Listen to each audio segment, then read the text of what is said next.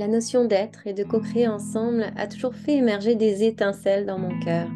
C'est ensemble qui nous permet, un humain à la fois, d'écrire de nouveaux récits pour nos aujourd'hui et nos demain, des récits inspirés, teintés d'amour et de collaboration. Alors, dans un élan naturel de partage, cet espace naît enfin, un espace de réflexion, de partage, d'échange, d'écoute, sans montage et sans flafla. Un moment qu'on passe ensemble pour explorer, ressentir et expérimenter de nouvelles façons d'être et de faire pour nos aujourd'hui et nos demain. Bienvenue dans le podcast Ensemble Demain, un podcast animé par Swanco avec moi, Sophia, au micro. Un espace dédié à l'exploration de thématiques variées, d'idées, d'initiatives qui nous ouvrent le regard, celui qu'on porte sur soi, sur les autres et sur le monde. Ici, il n'y a pas de vérité, il n'y a pas de certitude, il y a juste des ressentis partagés, des perspectives, des voies de réflexion, des récits pour inspirer positivement le changement. Parce que j'ai cette conviction profonde que c'est dans le ensemble, dans une démarche de connexion à la fois individuelle et collective, qu'on est en mesure de réimaginer le monde autrement. Un monde plus humain, plus juste, plus en santé, plus vivant.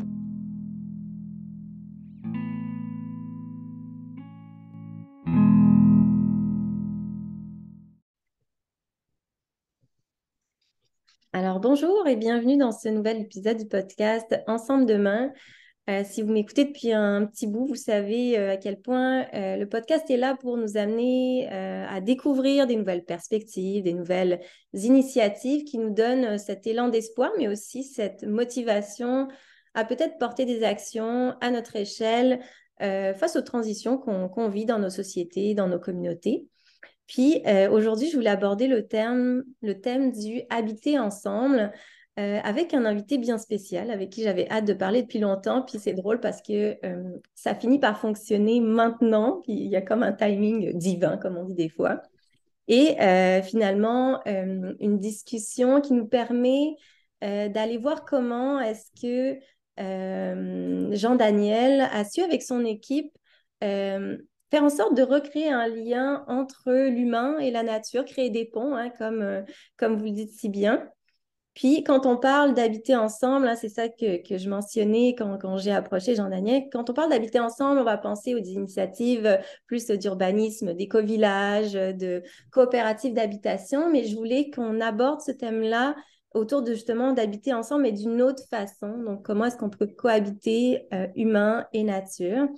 Alors, bienvenue Jean-Daniel et merci infiniment d'être là aujourd'hui pour nous partager un peu ta vision, puisqu'il vous tient à cœur aussi en tant qu'équipe chez B-Side, parce que vous êtes une équipe. Et toi, Jean-Daniel, tu es le cofondateur de B-Side Magazine puis de B-Side Habitat.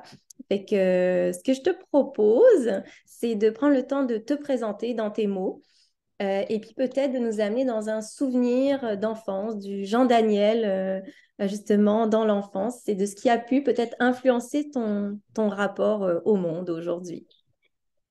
Ben, tout d'abord, merci Sophia pour l'invitation puis la belle introduction. Je suis très content d'être là aujourd'hui pour pouvoir partager en fait cette discussion sur un sujet qui m'anime certainement. Pour me présenter, Jean-Daniel Petit, je suis fils de Jeannot et Christine qui ont une belle famille de 6 enfants. Donc, ça me définit beaucoup le côté familial d'avoir beaucoup de frères et sœurs, originaires de l'Abitibi-Témiscamingue. Et je suis quelqu'un moi je dis, j'ai un pied en ville, un peu dans le bois. Donc, j'ai toujours un peu cette espèce de magnétisme qui a une dualité là, pour certaines personnes. Donc, j'ai besoin de culture, j'ai besoin de un peu l'énergie d'une ville, mais j'ai aussi besoin de la tranquillité et de l'énergie complètement différente de la nature. Puis je pense que c'est tous mes projets, tout ce que je fais est un peu de réconcilier ces deux univers-là, de trouver un équilibre. Donc, je suis un être qui recherche l'équilibre entre la ville et la campagne. Ah, Et, wow. et un souvenir d'enfance, j'en ai plusieurs, mais je pense que c'est peut-être pas un souvenir précis, plus qu'un sentiment qui est le sentiment de liberté. J'ai des souvenirs très lucides de me sentir libre euh, quand je me retrouvais en forêt. petit village où j'ai grandi, à Évin, en Abitibi-Témiscamingue. En fait, la rue où mes parents ont érigé la maison, derrière, c'était une forêt. Donc maintenant, c'est développé de plus en plus, mais Ouais. on avait l'habitude de tout simplement partir, marcher en forêt, revenir 4-5 heures plus tard pour le repas. Et cette espèce de sentiment-là de sécurité, mais de liberté de pouvoir dire je peux errer partout dans la forêt, découvrir des nouveaux lieux, tout ça. Et c'est assez spécial, en fait, cette notion-là. Puis pour moi, c'est peut-être un petit feeling que j'essaie de retrouver toutes les fois que j'explore de nouveaux endroits. C'est un sentiment de liberté, puis peut-être de légèreté, ouais, d'être gamin en forêt. Ah ouais, bah finalement de revenir à cet enfant-là à chaque fois, puis peut-être ce sentiment-là de liberté, de sécurité, c'est un peu ce qui te fait ressentir à ce moment-ci si tu es au bon endroit ou pas au bon endroit. C'est des fois, c'est comme un peu une boussole. J'aime ça comment tu l'amènes. Ok, fait que c'est super beau. Je t'avais jamais entendu parler de ça. Ouais, peut-être, ouais, voilà. Mais là, justement, pour B-Side Habitat, tu sais, quand je vous ai approché, je vous ai amené la notion que justement, on voit souvent l'humain qui va aller prendre possession de la nature, qui va aller euh, euh, exploiter l'espace, extraire des ressources. Et puis, avec Beside Habitat, ce dont je voulais qu'on parle aujourd'hui, ce projet-là, on vous voit vraiment aller justement prendre un petit bout pour vous, les humains, pour être capable de protéger vraiment un grand, grand, grand territoire. Et je trouve que c'est vraiment tout un changement de regard, un changement de paradigme. Puis j'avais envie que tu nous amènes un peu dans l'histoire de la vision de B-Side Habitat, puis comment finalement il y a eu un pont qui s'est créé entre le B-Side Magazine puis B-Side Habitat. Donc la vision, pourquoi ça a été là, le processus, donc un petit peu l'histoire qui vous a amené au moment de créer ces habitats-là. Oui, totalement. Ben, c'est un parcours évolutif. Ce serait nous donner peut-être trop je veux dire, d'importance de penser qu'on avait prévu tout ça au départ. Là. Tu sais, Beside Magazine est né en fait d'un mal-être intérieur qui s'est exprimé en fait sous forme de magazine imprimé. Et le mal-être, c'est un peu ce que je parlais en introduction. J'étais tiraillé entre la ville et la campagne. Donc, tous les fois, je me retrouvais avec des gens qui étaient plus définis par la ville, comme, si je peux le dire comme ça. Mais on me disait, ah, ben toi, t'es le petit gars de bois. Puis quand je me retrouvais en nature ou en Abitibi, c'est quand même les gens me disaient, ah, ben toi, t'es le petit gars de la ville. C'est comme si j'étais un peu un bâtard qui appartenait ni à un ni à l'autre.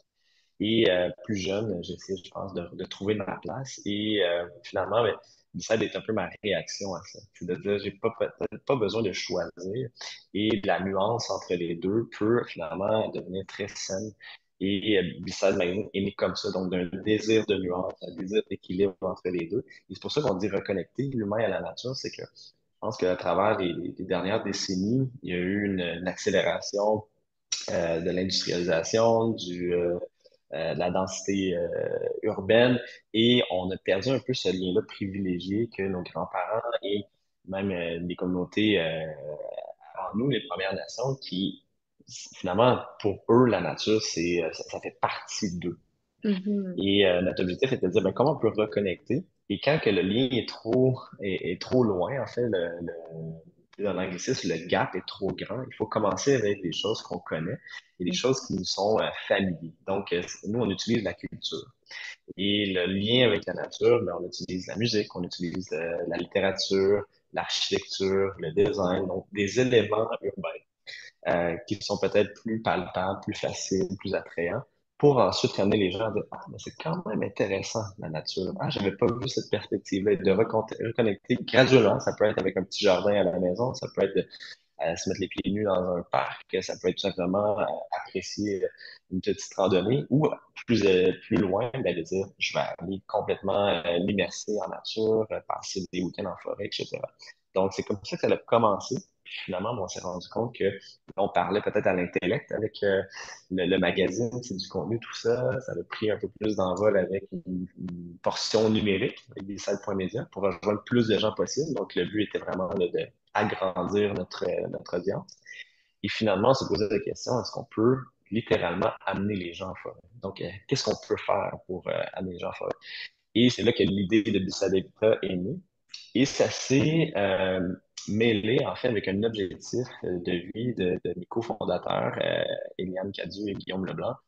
On s'était dit ensemble un grand rêve à notre retraite, quand on va être vieux et sage, on pourrait finalement acheter une terre et la léguer. Ce serait un peu notre legs de dire, ben, ce serait une réussite.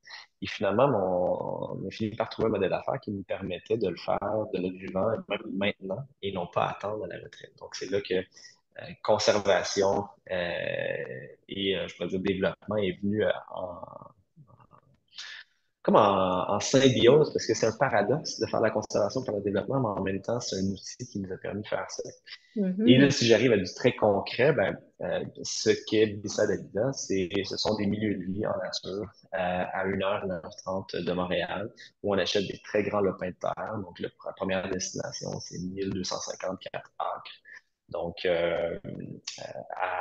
dans la Naudière, avec 2 lacs, une forêt ancienne et tout. Et on développe seulement 20% et on met en conservation 80%. Et le 20% de développement, en fait, nous donne la possibilité de préserver le 80%.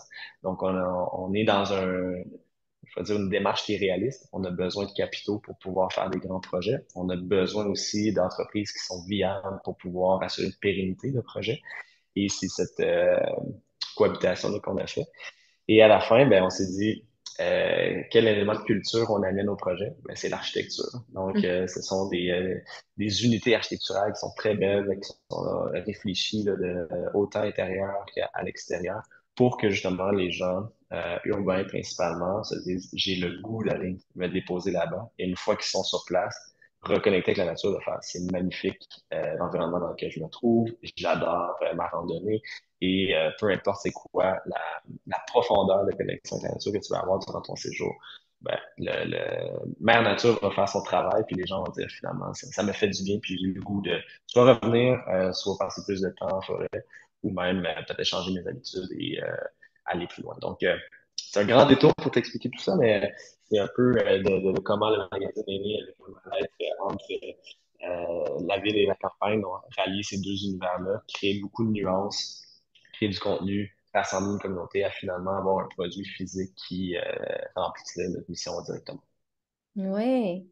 Mais j'aime ça que tu aies fait tout ce détour-là parce que justement, je pense qu'on est beaucoup d'entrepreneurs à regarder ces projets-là puis se dire, oh waouh, mais c'est extraordinaire.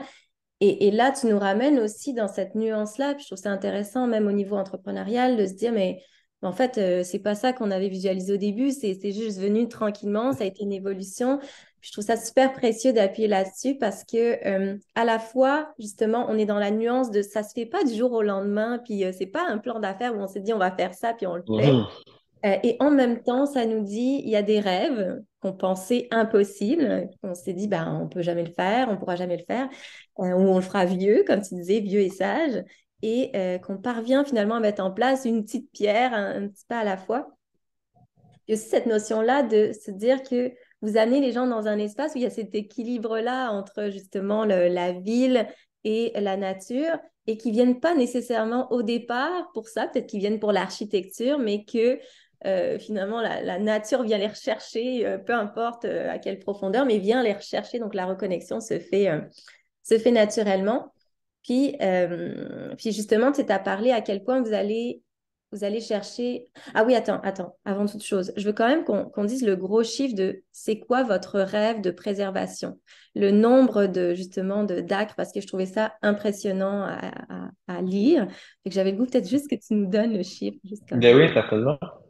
Ben, à travers notre projet, l'ICET s'est donné une mission de conservation qui est assez ambitieuse. Donc, on veut protéger 500 millions de pieds carrés de terres à haute valeur environnementale. Ce que ça veut dire, ce sont des terres privées qui sont à risque en fait d'être développées et d'être vendues. Donc, ce sont ces terres-là qu'on vise.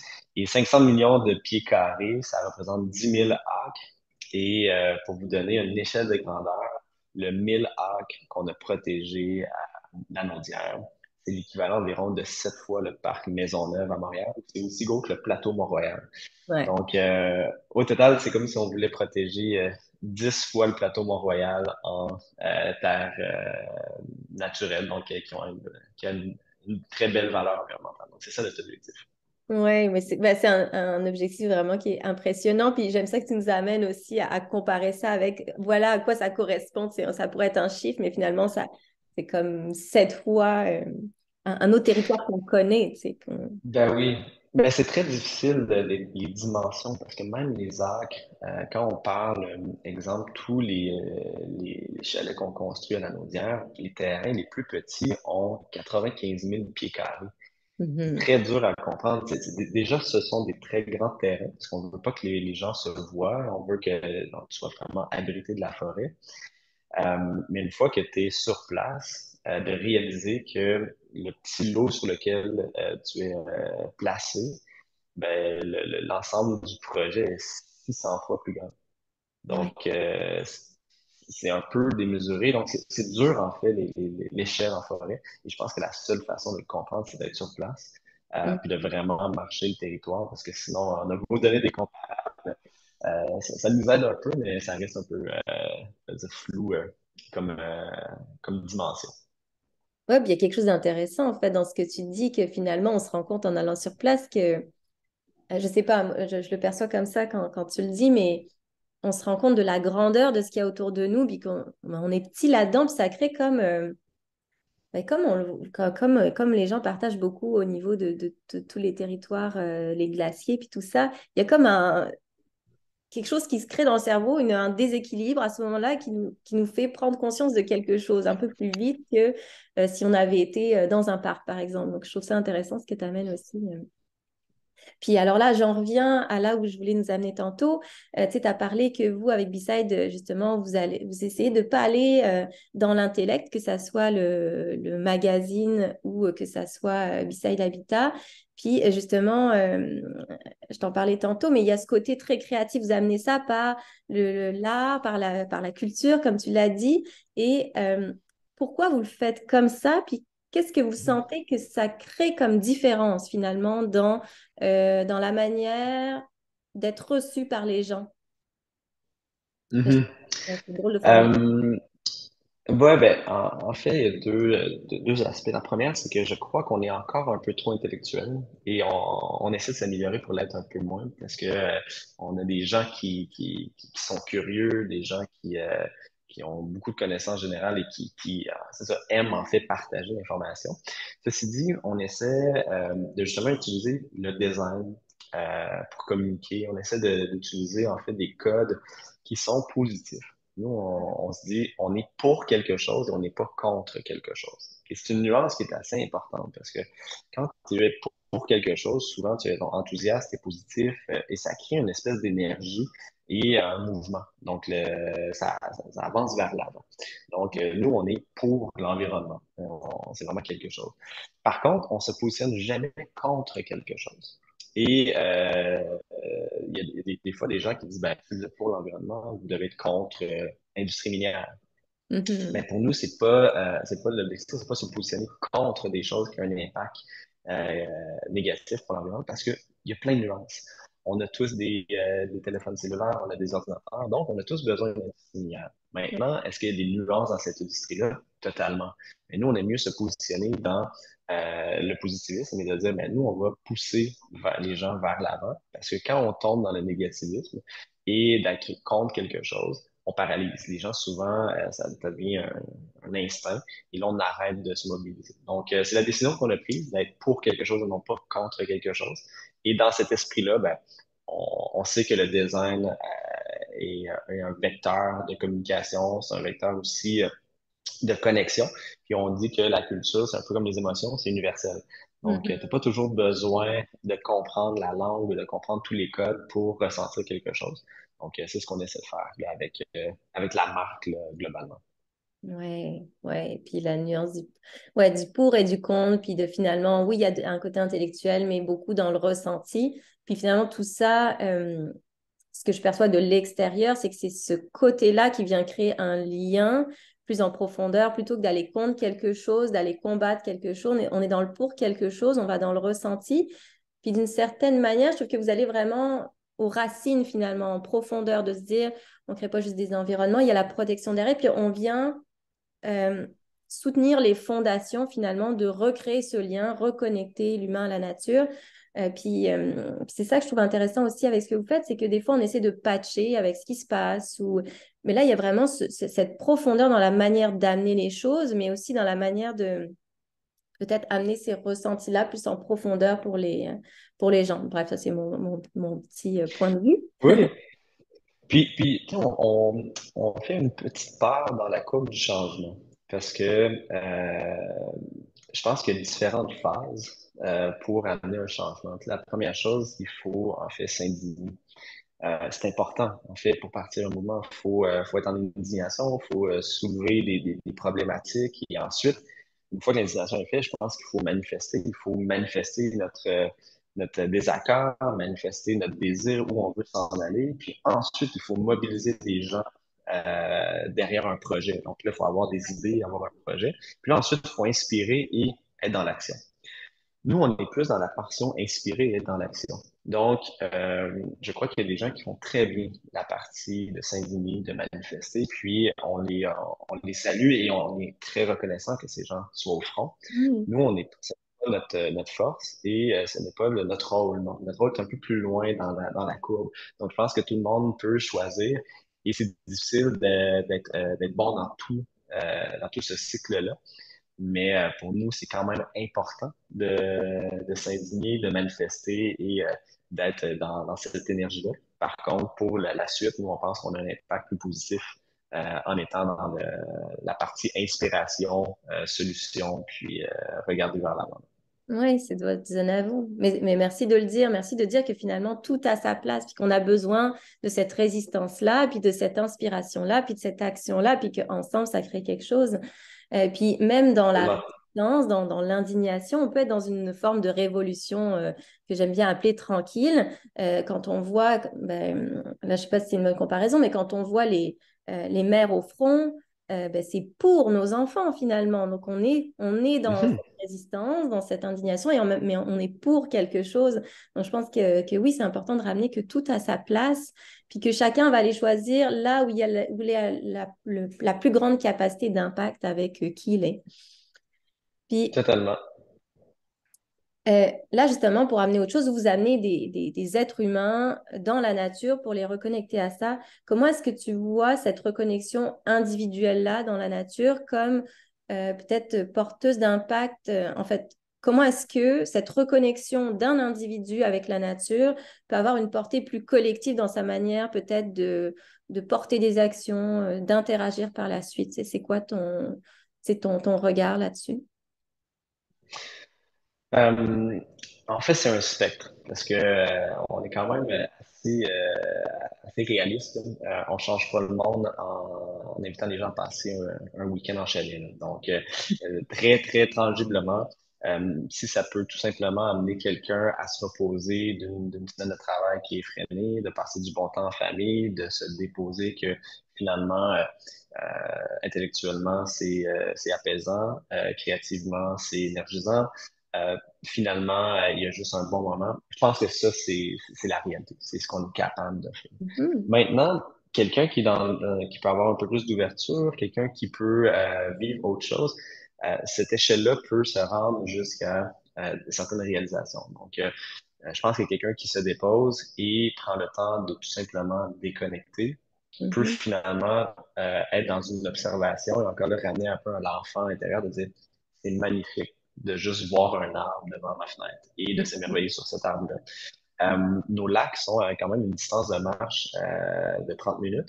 Donc, tu as le temps de marcher, d'observer la forêt pour te rendre. Encore une fois, tu peux avoir juste la réalisation de dire c'est tellement agréable de marcher, de ne pas entendre de voiture, de ne pas entendre finalement de bruit de la ville ou du monde. Ensuite, tu peux te déposer au lac.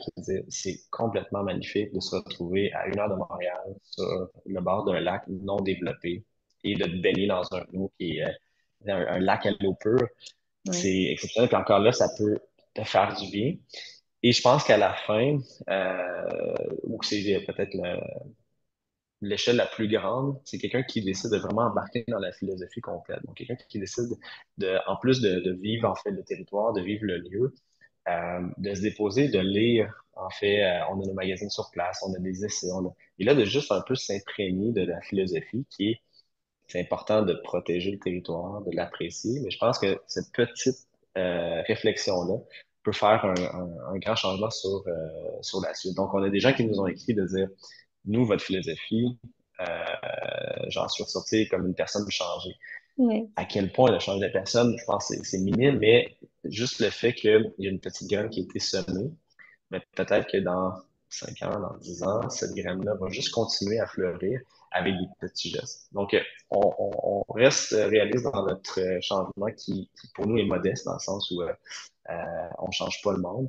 Mais si on est capable d'amener des dizaines de milliers de personnes par année sur le site et que ces gens-là réalisent à quel point c'est précieux de protéger une forêt ancienne, puis à quel point ça fait du bien, je pense que ça a un impact pour le futur. Là. Oui, puis mais ça, en fait, voilà, c'est très humble ce que tu dis, mais ça se passe beaucoup dans l'invisible, c'est indirectement. Il y a, comme tu dis, il y a une graine qui saigne, il y a quelque chose qui fleurit. Puis je pense aussi que c'est ça, en fait, le changement, même quand on parle de passer de l'individuel au collectif, ce changement-là, c'est un changement qui se fait dans un temps long. Puis je pense que c'est un petit peu ce que tu décris aussi, c'est que ça va aller semer quelque chose, éveiller quelque chose, ou ce temps de recul, ressourcer quelque chose à l'intérieur de l'être humain pour lui donner cette capacité d'ouvrir le regard sur autre chose. Fait que je trouve ça super intéressant comment tu l'amènes, mais finalement, ça a un impact plus grand que toi, mais c'est peut-être partie de B-Side, mais ça va continuer de fleurir avec différents éléments. Fait que ben, j'aime ça, ton humilité, puis en même temps, j'aime ça quand même nommer à quel point on ne se rend pas compte, c'est dans l'invisible, mais ça vient quand même créer quelque chose. Oui, Puis, puis je me rappelle pas qui avait nommé cette chose-là, je suis assez en architecture, mais il disait que on peut pas changer les gens, mais les lieux changent les gens. mhm. Et ça m'avait marqué, donc nous, notre travail n'est pas de changer les gens, on n'a pas cette capacité-là. Puis nous, on est aussi encore, le but, c'est d'inspirer les gens. Donc, on t'a inspiré et finalement, tu arrives sur place, mais je crois sincèrement que un lieu qui est beau, qui est bien fait, qui est bien réfléchi, va avoir un impact sur toi. Ça a un impact sur nos comportements immédiats, sur la façon dont on se sent physiquement, psychologiquement. Et je pense que le lieu va changer les gens. Donc, autant le chalet comme tel que la forêt. Maintenant, ça peut être un petit changement d'1%, comme ça peut être un grand changement, mais au final, c'est ce qu'on croit, c'est que l'environnement a un impact. Et je parle d'environnement bâti et extérieur, a un impact sur nos comportements. Oui, sans même faire quoi que ce soit, ça a un impact d'être présent dans ces environnements-là. Puis, tu sais, Oui, puis vas-y. excuse-moi, on peut le comparer, habiter dans un quartier où il y a beaucoup d'arbres, où il y a moins de circulation automobile. Donc, en urbanisme, on le voit que la façon dont un quartier est constitué, ça a un impact sur le bonheur des gens, sur leur niveau de scolarisation, sur même les taux de divorce et l'union. C'est la même chose dans le milieu de travail. Un beau milieu de travail versus un milieu de travail qui est sombre ou qui est cloisonné, tout ça. Donc, le lieu a vraiment un impact sur les gens. Puis, on le voit à petite échelle. Là. Oui, oui, oui. Oui, oui. Puis justement, je veux que c'était ça ma prochaine question. C'est tu parlais de, t'en as qui vous écrivent et qui disent que vous avez changé leur vie. Là, avec Beside Habitat, ça fait un petit bout, pas tant que ça, mais euh, qu'est-ce que vous avez pu constater à deux niveaux? Euh, Au niveau des personnes justement qui passent par là, qu'est-ce que ça peut avoir comme impact, tu sais, qu'est-ce qui vous ramène? Et aussi au niveau de l'espace extérieur, est-ce que vous voyez des transformations qui se font? C'est quel impact est-ce que vous avez pu constater oui, avec ce projet-là? Ben, c'est très dur à quantifier.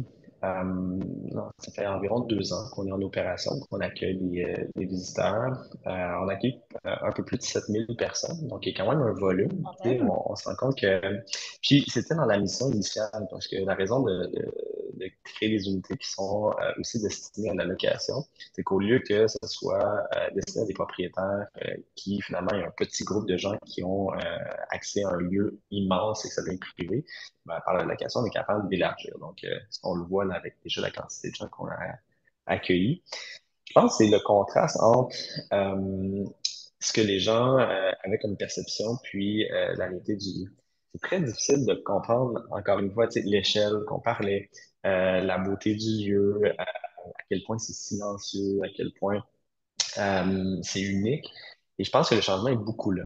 On ne peut pas nécessairement quantifier, je peux dire, le changement plus grand, là, mais on peut déjà voir que les gens disent, je m'attendais pas à ce que ce soit aussi beau ou aussi grand.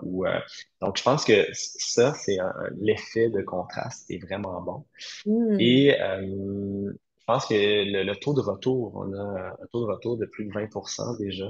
Donc, on sent compte que les gens aiment ça, reviennent. Et les gens qui sont déjà revenus plus d'une dizaine de fois en 2 ans, là, donc c'est beaucoup. Et ils ont comme trouvé un peu peut-être un endroit pour se ressourcer et un peu une petite antidote à leur urbanité. Donc, c'est ça comme changement qu'on peut voir. Pour le reste, je pense que ça va prendre un peu de temps. Ça va être de continuer à parler avec les gens. Puis peut-être qu'on ne le saura jamais, dans le sens où Oui. si ton séjour de transformer légèrement, mais plus tard, continue à fleurir, ben, peut-être qu'on ne le saura jamais, puis on va le voir plus tard. Mais concrètement, ce que ça l'a permis, c'est on a mis 1000 ans en conservation. Puis ça, c'est tangible. Fait que ça, je peux le voir, tu sais, en changement, là. Ah oui, oui, ça c'est quantifiable. Oui, mais en fait, justement, il y avait la portion qu'on est capable de quantifier, mais je suis contente que tu nous amènes dans une autre dimension qui finalement n'est pas quantifiable. C'est vraiment là que je voulais qu'on aille. C'est comme tu sais, qu'est-ce qui se passe, qu'est-ce que les gens ressentent. Puis j'aime beaucoup que tu amènes ça. En fait, il y a non pas finalement un contraste négatif entre je m'attendais à ça, ah mais non, mais c'est pas ça, mais c'est un contraste dans l'autre sens. Puis je trouve ça intéressant un contraste positif entre ce qui était attendu puis ce qu'ils vivent dans le moment, ce qu'ils sont amenés à vivre. Alors ouais, merci pour ce partage. Je pense que c'est plus précieux que du quantifiable finalement. Oui, puis ça va continuer à évoluer. C'est Mhm. encore tout jeune comme entreprise, comme projet, et le lieu n'est pas encore arrivé à complétion. Donc, il y a encore des éléments qui sont en développement pour amener justement un sentiment de communauté encore plus fort, pour inciter les gens à reconnecter entre eux aussi. Et je pense que reconnecter avec l'humain, c'est aussi de reconnecter avec l'un et l'autre, avec une forme de communauté. Donc, d'ici quelques années, là, d'ici environ 1 an et demi, 2 ans, le projet va avoir atteint sa maturité. Et là, je pense qu'on va être capable peut-être de mesurer encore plus l'impact du projet. Ouais, dans les liens qui vont se créer encore plus au sein de tout ça. Mais là, dis-moi si je me trompe, mais je voyais passer beaucoup aussi justement des moments que vous créez, des espaces qui sont créés pour faciliter des fois les connexions, donc des ateliers ou il y a des choses comme ça aussi qui se passent. Est-ce que justement, est-ce que c'est en lien avec cette notion de communauté que vous avez commencé à mettre ça en place? Est-ce que c'est relié? Oui, ben, l'objectif, ben, on a toujours eu l'intention de créer des ateliers et des rendez-vous pour finalement faciliter le transfert de connaissances. Parce que je vais faire un comparable avec les voitures. Euh, on perd de plus en plus nos connaissances manuelles. Donc, pour plusieurs, changer un pneu, c'est angoissant, puis ils savent pas comment nécessairement le faire. Puis, il Ouais. fait une époque où que tout le monde savait comment changer un pneu. Donc là, on devient de moins en moins manuel, de plus en plus intellectuel. Mais c'est un peu la même chose avec la connaissance de la forêt. Donc, on est de moins en moins de gens à connaître ce qu'on peut manger en forêt, à ne pas savoir pêcher, même juste faire un feu. Pour plusieurs, c'est intimidant ou ça peut être stressant. Donc, tous ces petits éléments-là, ce qu'on essaie de faire, en fait, c'est de faciliter le transfert de connaissances et un accès qui est peut-être plus doux ou accessible, qui fait que c'est moins gênant. Ouais. Et encore une fois, de ramener cette connexion-là avec la nature. Donc, on a des ateliers, exemple de mycologie, où tu te promènes en forêt avec un ou une mycologue. Cette année, ça a été exceptionnel, là, la quantité de champignons qu'il y avait en forêt. Et ben, là, tu apprends à identifier les champignons, comment les cueillir, et c'est incroyable. Immédiatement après un atelier comme ça, tu ne regardes plus la forêt pareil. Donc là, au lieu de marcher rapidement, tu marches plus lentement, tu observes partout ça. Là, c'est comme s'il y a une autre facette. Même chose avec l'identification d'oiseaux, que ce soit comment pêcher. On fait aussi des soirées de contes avec les enfants. Donc, Hmm. pouvoir raconter des histoires, que les enfants puissent passer du temps à l'extérieur, des ateliers de cuisine sur le feu. Donc, le but, c'est vraiment un peu de amener le côté un peu plus tactile, apprentissage. Puis je pense que l'humain aime apprendre des nouvelles choses. Donc, c'est l'objectif à travers notre programmation. Ah oui, ah, c'est génial. Mais encore une fois, je trouve ça tellement beau la manière dont tu l'amènes, c'est comment tu le partages aussi, comment tu crées des liens.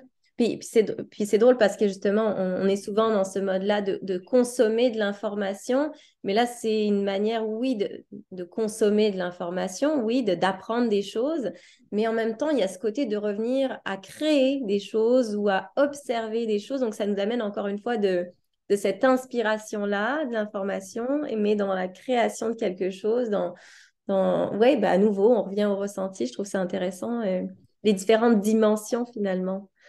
Il y a un apprentissage, mais un apprentissage d'une autre façon. Mm. Exact. Puis c'est de passer du tangible à l'intangible. Donc, Mm. tu sais, en business, puis ça reste une business. Il faut avoir des opérations qui sont rentables. Il faut être capable d'opérer à haut niveau. C'est très tangible. Donc, est-ce que le chalet, il y a combien de chambres? La cuisine, est-ce qu'elle est équipée ou pas? Quelle activité je peux faire? Donc, on est méga dans le tangible. Et ensuite, il y a tout l'intangible. Puis nous, je pense que la valeur ajoutée est beaucoup dans l'intangible. Parce que du tangible, je pense qu'il y a plein de projets qui font des belles choses, mais c'est tout l'intangible. Et l'intangible, c'est toute la qualité de l'architecture. Tu arrives dans le lieu, tu sais pas pourquoi, tu te sens automatiquement bien dans le chalet. Mais en Mm. fait, c'est les centaines d'heures que les architectes et nos équipes internes ont pensé à réfléchir à tous les détails. Ben, c'est dur à décrire, mais ça se ressent. Même chose, la forêt, c'est dur à décrire pourquoi c'est si agréable passer par un sentier qu'on appelle castor-oiseau. Ben, donc, tout l'intangible, je pense que c'est là qui vient vraiment prendre du sens puis devenir totalement unique. Mais il faut quand même nous garder les pieds sur terre avec du tangible. Parce que Ouais. si on est trop philosophique, on est trop dans cet aspect-là, on se parle nous-mêmes ou on parle à un petit groupe de la société qui est déjà converti, qui aime déjà. Donc, nous, on a quand même un objectif de parler au plus grand nombre de gens possible et justement de reconnecter avec la nature. Donc, il faut parler à des gens de façon tangible pour ensuite l'amener à vivre l'intangible. Ben, c'est ça, l'un permet l'autre en fait. C'est que les deux, encore une fois, sont en lien. Donc, vous reliez les différentes affaires. Tu sais, tu parlais au tout début de justement ce côté-là, de tu cherchais ta place entre la vie en ville et puis en même temps la vie en nature. Et puis là, c'est un peu d'une autre manière, mais c'est comme vous avez trouvé ce petit espace-là entre comment le tangible permet de soutenir l'intangible, puis cet intangible-là qui va au final créer des liens en profondeur.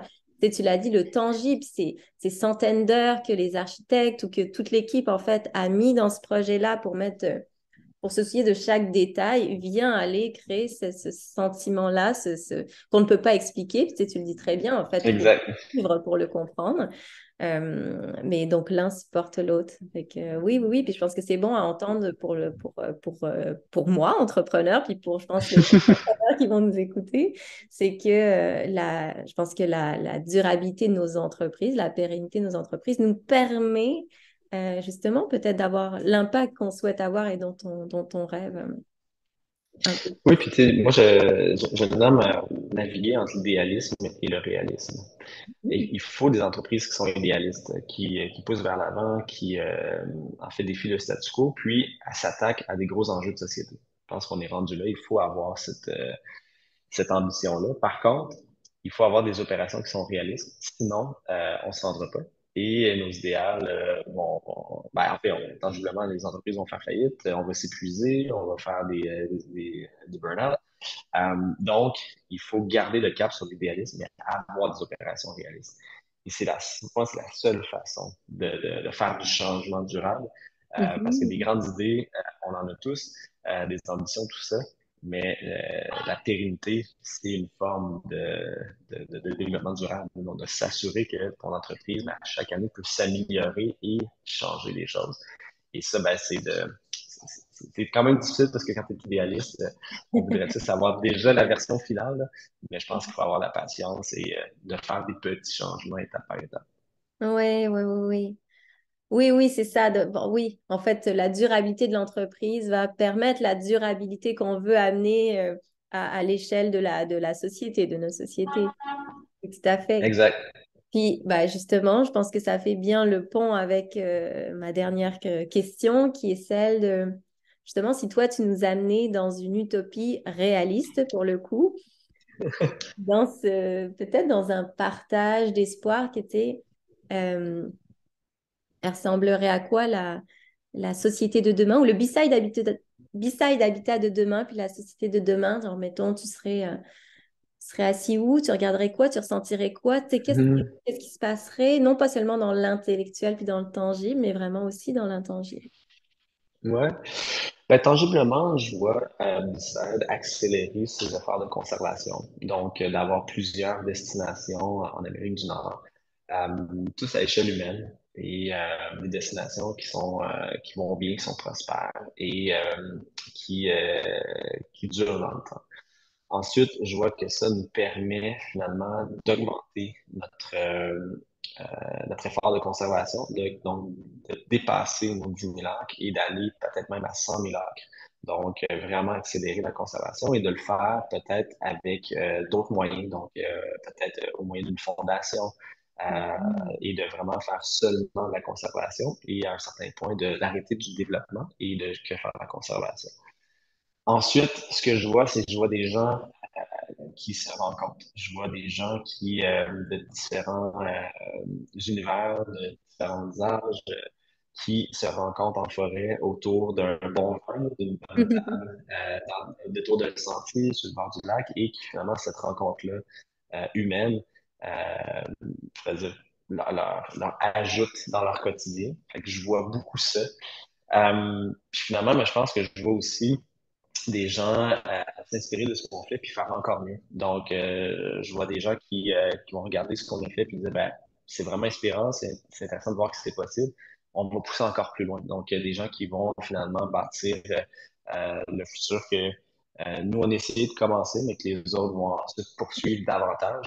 Donc, c'est ce que je vois. Puis, j'aimerais que d'ici quelques années, justement, tout cet écosystème-là soit sain, soit stable et agréable le plus possible. Donc, le parcours entrepreneurial est un parcours à obstacles et plus on avance, je pense que plus on développe de la résilience, puis on arrive à un point où on, on aime ce sport-là. Puis, ce serait un peu ça la vision du futur de créer une stabilité à travers tout ça aussi. C'est merveilleux. Quelle belle vision du futur. Puis, tu sais, en même temps, j'aime beaucoup ça, comment tu t'amènes que c'est la vision du futur, mais dans cette vision du futur, il y a aussi comment, tu sais, ensemble, on allie un petit peu nos rêves à nous, puis nos utopies réalistes pour aller justement accélérer le changement, transformer encore plus à plus grande échelle. Fait que à la fois le futur de B-Side, mais le futur de comment chacun qui se relie ensemble est capable de créer quelque chose de plus grand. Fait que de sortir aussi de, je trouve que tu amènes aussi beaucoup ça de, et des fois, on va être en compétition, il faut avoir les meilleures idées, les projets les plus inspirants, puis on veut pas qu'il y ait quelqu'un qui fasse quelque chose de similaire. Puis, mais là, on est dans la collaboration, donc c'est justement dans cette dynamique-là où chacun est capable, peut-être certains d'en inspirer, d'autres d'aller porter des actions qui vont aller soutenir ces actions-là. Puis de rêve en rêve, ben, on transforme, on crée un futur plus désirable, plus durable. Oui, oui. Écoute, la quantité de problèmes à régler dans la société est presque infinie. Donc, les opportunités d'entreprise, de projet le sont. Puis Mhm. ensuite, mais il y a beaucoup trop d'humains, de territoires, de lieux, de marchés pour, je pense, se limiter. Je pense que pour moi, continuons à juste s'inspirer un l'autre, de s'aider aussi.